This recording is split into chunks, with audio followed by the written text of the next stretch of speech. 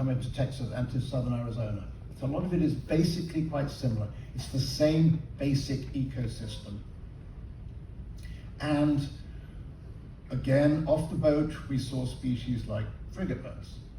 Easy to see. These are the ones that you see them prowling over the ship. They're looking for somebody to harass and chase.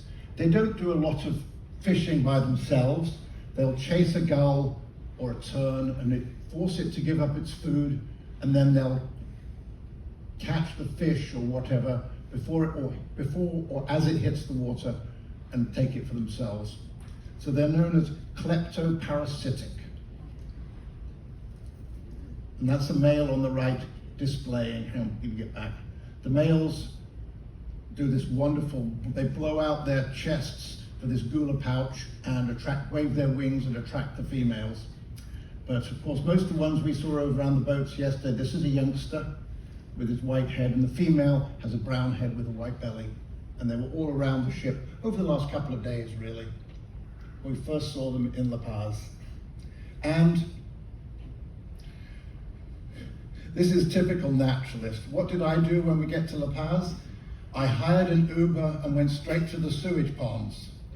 So if you're a boat watcher or a naturalist, you always either end up at the sewage ponds or water filtration places, as what they're called these days, or at the garbage dump. But we ended up at the sewage ponds, and they were full of ducks. There were blue-winged teal, cinnamon teal, lots of shorebirds, like these black-winged stilts, black-necked stilts. There were hundreds of them there, because it's a peaceful spot and good for wildlife. I think the guy in the background is another shorebird, the dowitcher probably.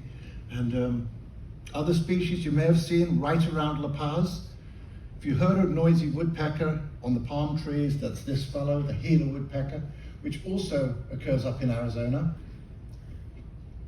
Noisy, widespread, even in the middle of cities and towns. It doesn't care.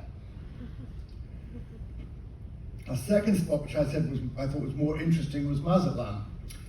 It's a very historic built city, originally founded, I believe, in the 1530s, and still, I hope you managed to see a little bit of the real Mazatlan.